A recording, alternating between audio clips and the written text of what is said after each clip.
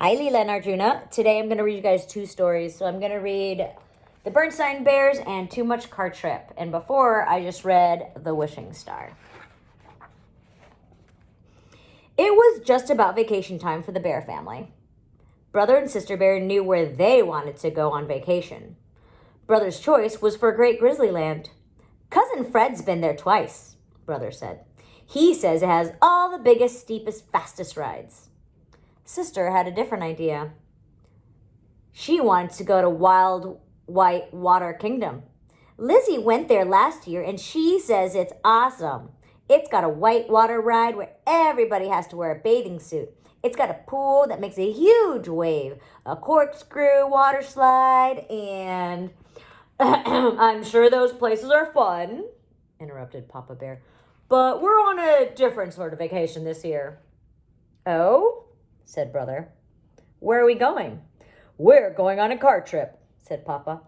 As a matter of fact, I'm planning it right now on this road map. He was seated at the dining room table. He had a big map spread out on it. A car trip? Said the Cubs. That's what the Cubs said. But that's not what they were thinking. What they were thinking was, oh no, a car trip. Not a long, boring car trip. A car trip to where? Asked Brother. Your mother and I have decided that it's time for you two to see more of the country, said Papa. Sister was puzzled. What country is that? She asked. Papa looked up from the map. Why, Bear Country, of course, he said. What kind of vacation is that? Said Brother. We can see Bear Country any old time. Yeah, said Sister. We can just look out the window. Besides, said Brother, what's there to see? It's probably why they want to do the car trip for the Cubs. They don't know what there is to see. There's a great deal to see, said Papa, and a great deal more to appreciate. So why don't you just sit there beside me and I'll show you where I'm going with this map. They climbed up on chairs beside Papa and looked at the map. It didn't look like much of a vacation to the Cubs. It just looked like just what it was. A big, boring map. Sorry, wrong voice. Well, what do you think of the vacation plans? Asked Mama Bear, coming into the room with baby Honey. Is Honey coming with us on this car trip? Asked Sister. Goodness, no, said Mama. She's not old enough to appreciate a trip like this. I've arranged for Honey to stay with Gramps and Gran while we're away. Lucky Honey, thought the Cubs. She gets to have fun with Gramps and Gran while we have to go on a long, boring car trip. You know, said Brother, baby Honey is a lot of work. Why don't we stay to help Gramps and Gran while you two go on the car trip? Mom and Papa didn't think that was such a good idea. So they packed up and left early the next morning after saying goodbye to Honey, Gramps, and Gran. They were headed for the open road. Mama knew how the Cubs felt, so she brought along things for them to do during the trip. She brought crayons, a book of mazes, and some board games, but the Cubs were so determined to be bored that they ignored those things Mama had brought. They just sat in the back of the car with their arms folded. Since they were looking straight ahead, the Cubs didn't notice that the country around them was changing. The trees were getting bigger and wilder. The land was getting craggier. They didn't even notice the wild blue skies filled with great white clouds sailing and scudding over the broad country. But there was something they did notice, a distant roaring sound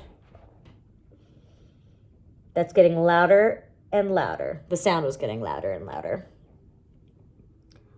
What's that roaring sound? Asked Brother. That's Honeymoon Falls, said Mama. It's where Papa and I spent our honeymoon. Just then, they turned a corner, and there it was. Tons of water pouring over a cliff and crashing into the river below. Beautiful waterfall. Brother and Sister forgot Brother and Sister forgot all about being bored and said, wow! They parked the car and went to Honeymoon Point overlooking the falls. They had to run stickers to keep from getting drenched. Slickers. That's what Slickers. I bet they don't have anything like this at Wild White Water Kingdom, shouted Sister over the roar. There's something I don't quite understand, Mama, she added as they headed back to the car. If you were here on your honeymoon, how come I don't remember it? Mama and Papa just looked at each other as Brother whispered, We weren't even born yet, silly, said Brother. That gave Sister something to think about on the next leg of their car trip. Hey, look, shouted Brother. Soldiers fighting. They're shooting at each other. Nothing to worry about, son, said Papa. They're just shooting blanks. They are reenactors. Huh? What's reenactors? Asked Brother. They're folks that act out important things that happened a long time ago. What are they reenacting? Asked Sister. See them? Papa looked at the map. I'd say it's the Battle of Beetle Creek. See that stream? That's Beetle Creek. You see them fighting? Or pretending to fight? They're playing war. You know, countries don't just happen, said Papa. Folks have to make them happen. And sometimes there's trouble. That's what the reenactors want us to think about. Sometimes you can learn from the past and do a better job in the future. Look over there behind that low wall. The cubs looked.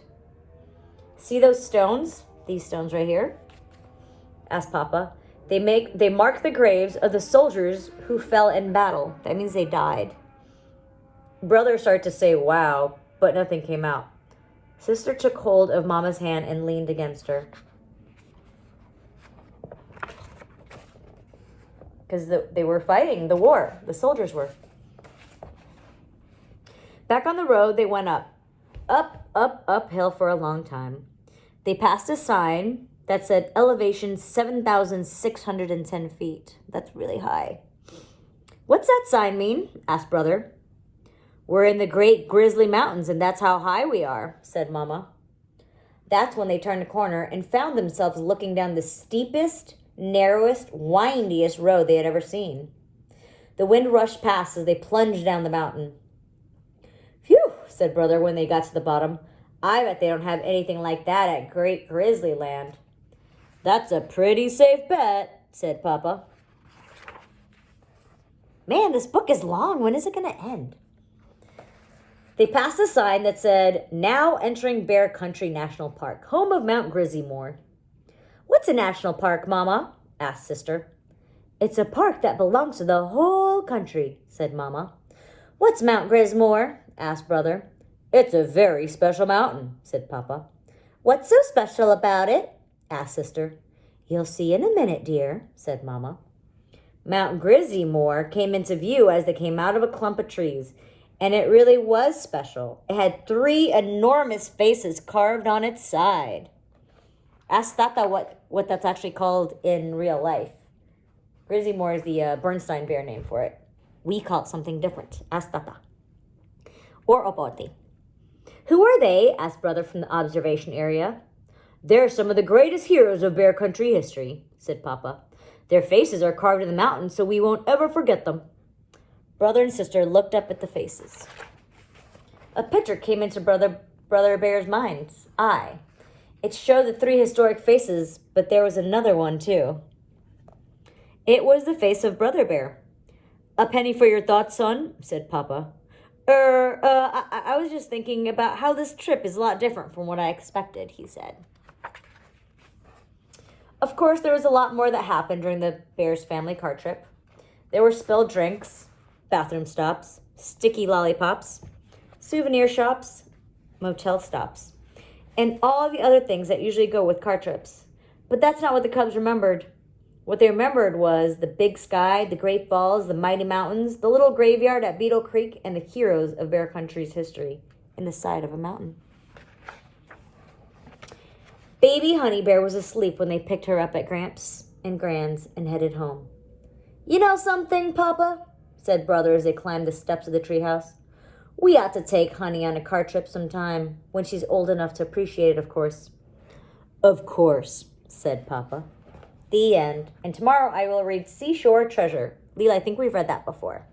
Love you guys.